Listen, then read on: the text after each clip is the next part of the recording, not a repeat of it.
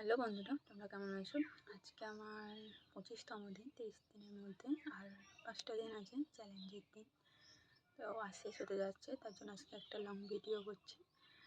জানি আমার কথাগুলো গুছিয়ে হচ্ছে না, প্রথমে এভাবে কথা বলে ভিডিও বানাচ্ছি, তার জন্য ক্ষমা করে দিও।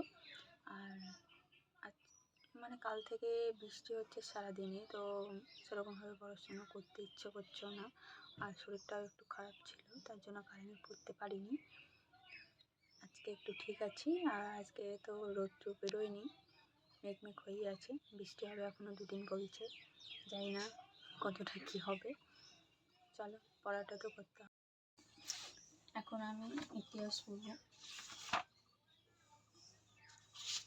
আজকে একটু এক জায়গায় যাবার কথা ছিল, কিন্তু বৃষ্টি হচ্ছে, তার জন্য আর যাওয়া হচ্ছে না, তার জন্য একটু মনটা খারাপও হচ্ছে। আসলে তোমাদের এসএসসি জিডি কারা কারা এক্সাম দিয়েছো আর অ্যান্সার কিন্তু কত নম্বর পেয়েছো একটু জানিও। আমি ভেবেছিলাম 1 আর হয়ে গিয়েছে 1.5। আশা করেছিলাম একটু বেশি হবে, কিন্তু কমে গিয়েছে, তার জন্য আবার নতুন করে আমাকে আবার পড়াশোনা শুরু করতে হচ্ছে।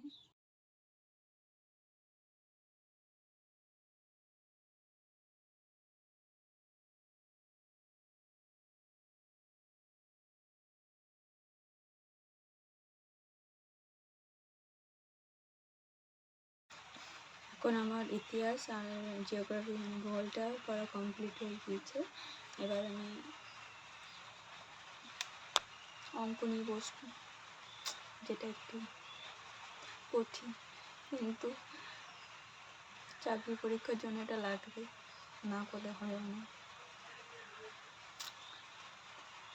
তোমরা ভাববে যে ভিডিও বানাচ্ছে আবার পড়া তো হবেই না, কিন্তু না, সবসময় তো আর ভিডিও করা সম্ভব না।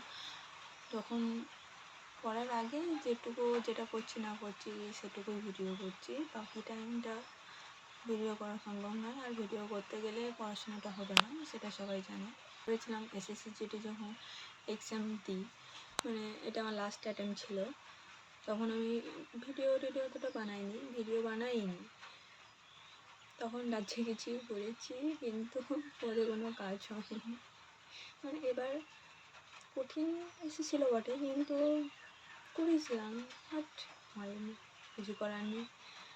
আর রেজাল্টে কী হবে আমি জানি না, যদি কাটারটা একটু কম যায় তাহলে হয়তো হতেও পারে, কিন্তু আমার জানা নেই যে কী হবে না হবে, দেখা যাক। 1 মাস পর রেজাল্ট দেবে, তার আগে এবার আমার গ্র্যাজুয়েশনটাও কমপ্লিট হয়ে গিয়েছে, তার জন্য এসআই বা সেন্ট্রালের সিপিও এক্সাম দেওয়ার জন্য প্রস্তুতি নিচ্ছি, জানি না কপালে কী আছে। আজকের ভিডিওটা আমি এখানেই শেষ করছি, আর আমি কন্টিনিউ করতে হয়তো আর পারবো না। তোমাদের সাথে আবার পরের ভিডিওতে দেখা হচ্ছে, বা কাল দেখা হচ্ছে। আজকে এত দূর পর্যন্তই।